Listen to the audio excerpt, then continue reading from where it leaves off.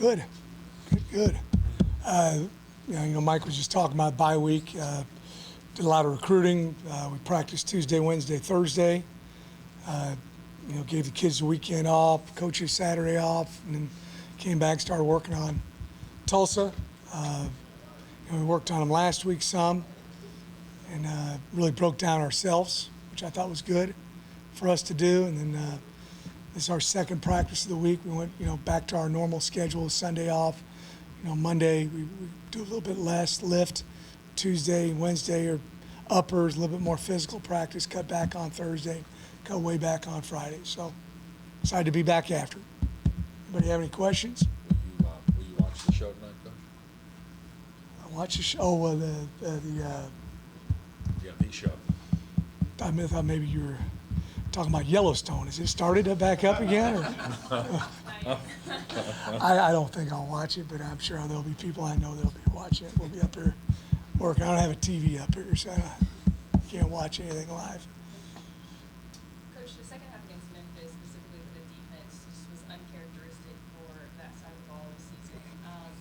How much of the focus this week in practice has been finishing the second half and going scoreless in that territory? Well, it's really both sides of the ball, and we didn't, stay after it offensively and defensively. There were some big plays that we had, and we're so close. There was about 4 or 5 third down conversions that hurt us in the second half of that game, and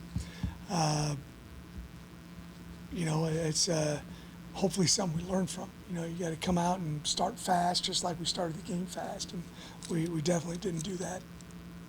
Without giving away the farm, is there anything that you discovered in self-scout last week that can help you going down the stretch? Yes. No, there's a few things, that, the other thing too is, is who you're playing and what they can do well. That's with offensive linemen, tight ends, wide receivers, the running backs. We try to get as intricate as we can with what we're looking at. We do a snap chart every practice of, plays and where the ball arrives to the quarterback and all those different kind of things. So there's a lot of things you can learn about yourself when you self-scout, and we do that defensively. Sometimes, I think I said it here a week or two ago, sometimes you think you're doing something really well and you look and analyze it and you're not doing it very well, or think you had one bad play out of 15, but that's the only one you remember. So that's why it's so important to break everything down, and I'm a numbers guy, and our coaches are as well. The last time you went to Tulsa, the defense was really struggling to get off the field with third and longs, giving up big plays. That's totally turned around. How different do you feel like your team is? Well, I think Coach Hampton and the defensive staff are doing an excellent job with third down calls. It starts with the call, and then it's the execution. I think they're doing an excellent job on that, and that's third down, fourth down stops are huge. Third down, fourth down conversions are huge, and that's why everybody, you don't ever hear about second down conversion rates. So they've done an excellent job of it. They really have. So what was a more difficult loss, Coach? The one against Tulsa 2 years ago, or the one on the 1 foot line against SMU? Oh, they're all tough. Unfortunately, you remember those.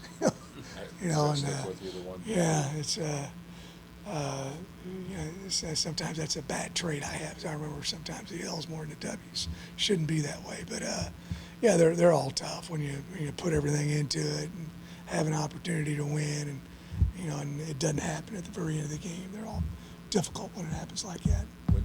When that game happened, did you tell yourself at that point, hey, maybe defensively we have to maybe have a different approach? Well, it's just, it's what we were just talking about a moment ago with the third down and the fourth down stops. And so much of coaching is situational football. And, we really push that here. We do it in the summer. We do it in preseason camp.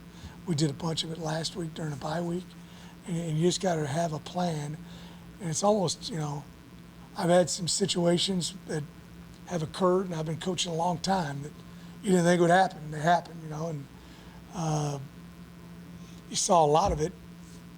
Shoot, I was watching a little bit of some NFL games and highlights when I got in Sunday night. You have some guys that are getting paid a lot of money, and sometimes they do some foolish things, you know. Had a guy take his helmet off, and instead of it being where do they kick extra points in the NFL?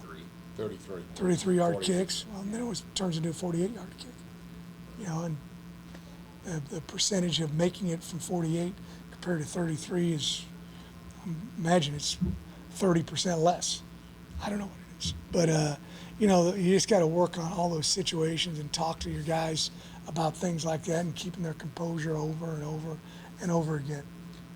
Is that the thing that I don't want to say worry, but concerns you the most when you go into November and you know you have to really be on point to win these games late in the season? Well, they're all tough. You know, it's everybody's getting coached well. They've all got good players. It's you know, yeah, you're right. You got to be on point all the time, and you don't know which plays are going to be the big plays. That's why you got to play every one of them hard.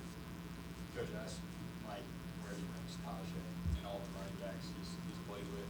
I guess my question to you is, while you might not be thinking about one or two spots up or down in the rankings, when it comes to Tajay Spears as a running back, rankings-wise, right, a lot of times you see guys, even outside of the top 25, getting national awards and things like that. Where do you kind of rank his success thus far this season among all running backs? I think he's done an excellent job. He's a complete back. I know I've said that a bunch of times, but he is a tremendous blocker. And mostly, you know, we talk about running backs, that's usually the last thing people talk about. They talk about carrying the ball, right? But he's a tremendous blocker, whether it's a linebacker or a defensive end or out on the perimeter with a safety. And, you know, he takes great pride in being a tremendous pass pro guy. You know, we work on that a bunch, and he takes great pride in it. And he's an excellent receiver. You know, he got super hands, runs precise routes. You know, those routes change based on coverage. And then he obviously he's a good interior runner. He does a great job out on the perimeter. Unbelievable ball security. You know, tremendous job on that. And then the other thing, I think he's gone, 100-some plays without a missed assignment. You know, so he's really smart. He's a 3.5 student. He's a sharp dude. He doesn't want you to know that, but he's a really good student. You know. Coach, you mentioned that you were recruiting during the bye week. Can you just kind of talk us through what we were seeing from some of your potential targets? Or? Well, I can't mention names, but yeah, I went all over the city, saw a bunch of games. I had the opportunity to see a game here on Friday night, which was neat. They weren't selling the $3 beers though. So I didn't get a chance to have that, but it was neat. It was good. Went to a whole lot of different. Saw a really good game with the kid who's committed for us on Thursday night, and then you know I saw we practiced on Tuesday. I went out 2 or 3 high schools in the afternoon. Tuesday I did the same thing Wednesday, Thursday, then I went to the ball game. And I hit about 4 on Friday, and then came to the ball game here. So fortunate that we're in a big city and can do that. Other schools I've been at, it was kind of hard to do it because, you know, the distance, there wasn't that, we didn't have that population, so that was good. Would a season like this help you think, exponentially in recruiting locally? Or? Oh, it can help you. There's no question about it. And but we're still selling the same things we've always sold, and that's opportunity for a world-class education. 39th ranked school academically in America out of 4,140 colleges and universities. So that's pretty good. All right, and then number 2, it's you know, the opportunity to play big-time football, and you can do it right here at home. And then last but not least, you can do it all in NOLA. You know, so we sell the city big time as well, and you know, we want to make sure they understand the whole package, you know, that we have to offer. You got that down pat? I've said it a couple times. A lot of players have talked about going 1-0 every week. How important is that perspective in this program? I think it's really important, and that's what we're emphasizing. And you know, we've got talent. There's no doubt about it. But we're not going to roll the ball out there and whip people. It's just not going to happen. Everybody's got talent. Everybody's well coached. We got to be on top for a game. We got to prepare during the week, and that'll help us go 1-0. Everybody good? Thank you. Thank you all.